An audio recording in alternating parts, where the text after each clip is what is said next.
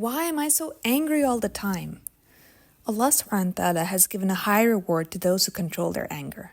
And Rasulullah sallallahu alayhi wasallam has told us that the person who is strong is not strong because he can knock people down.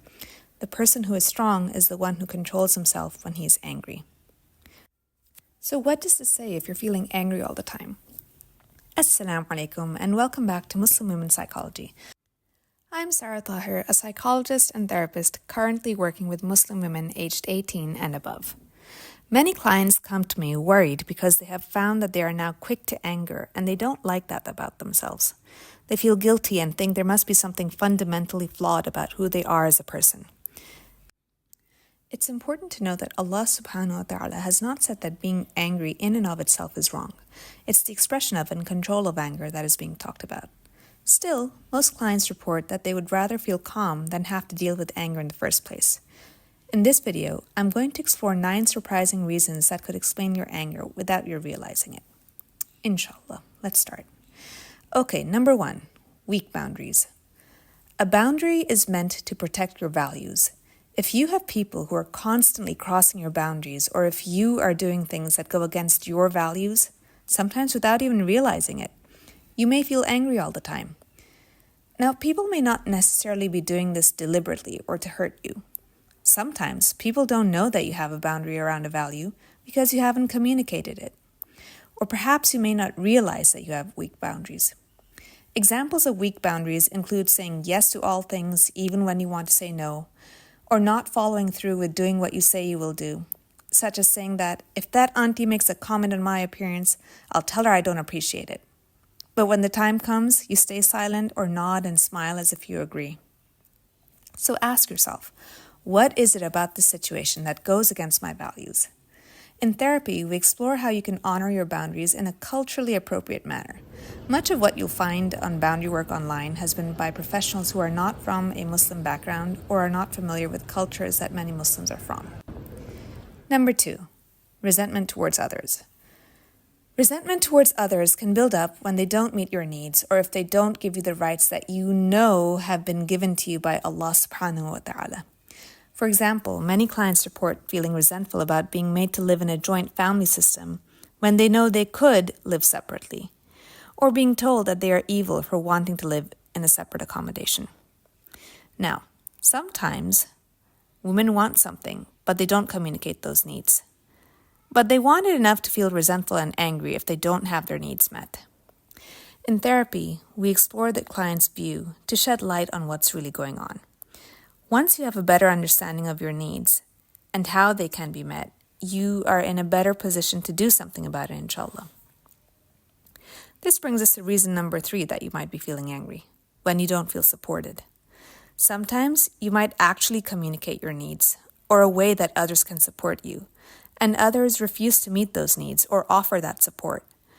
More recently, there has been a rise in the understanding of the term mental load, the load of unseen work, around the house and in running family life. Women report that they carry the mental load and they are tired and angry. In therapy, I have worked with many clients on how to improve the quality of their relationship with their husband or other household members. Reason number 4, depression and or anxiety.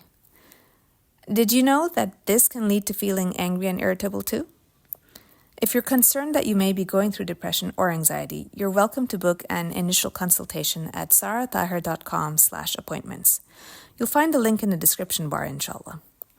An initial consultation will allow you to explain your situation to the therapist, learn about the therapy process, and help you see if the therapist is a good fit for you, inshallah. Okay, moving on to reason number 5. Shaitan is goading you. You have to understand that as a Muslim, you are vulnerable to the attack of shaitan, even if you don't realize it. Shaitan loves to provoke you to anger. Along with working on the individual specific circumstances that bring a client to therapy, I work to help them put up that protection from shaitan, using known strategies from the Quran and Sunnah. Reason number 6, lack of sleep. Chronic sleep deprivation or even a poor night's sleep can significantly deplete your emotional coping resources. No amount of coffee can remedy that in the long run. Many of my clients don't realize that it's not just how much you sleep, it's when you sleep that matters. If you're interested in this, look up how your circadian rhythm affects the release of hormones at night and how it affects your mood. Reason number 7, hormonal changes or underlying medical issues. Sometimes people get angry at the suggestion that women are only angry at certain times of their menstrual cycle, or if they're going through menopause. The suggestion can be insulting, but it does not detract from the fact that many women do experience more anger depending on the stage of their cycle. If you are concerned about how your mood is affecting your cycle, consider consulting a medical doctor about things you can do for a healthier cycle. Reason number 8, wanting to control things that are out of your control. Some people respond to stress in their life by trying to control each and everything in it, including the people around them. Then, when they find that they cannot control them, they become angry. You have to learn to recognize what things are in your control, what things you have a right to control, and which things you will never have control over because ultimately Allah subhanahu wa ta'ala is the one who is in control. Okay, and lastly, reason number 9, when you think Allah subhanahu wa ta'ala should have answered your dua. Many women don't realize that they may have given up something for the sake of Allah subhanahu wa ta'ala, or they may have started doing something to please Allah, but they were bargaining for a certain reward by doing so. For example, some women become angry saying that, I started doing hijab, Allah should have given me a husband that has this quality or that quality. Or they may become angry with the timing of Allah subhanahu wa ta'ala. These are attitudes that put you in a dangerous position. Thinking well of Allah subhanahu wa ta'ala and being at peace with the qadr of Allah is where you find your sukoon, inshallah. Therapy can offer you a safe, non-judgmental space to explore your feelings. It allows you to come to a place where you run your emotions rather than the other way around. This was not a definitive list of what could be behind your underlying anger. If anything in this video resonated with you and you're considering exploring therapy, you are welcome to book an initial consultation through the link in the description bar.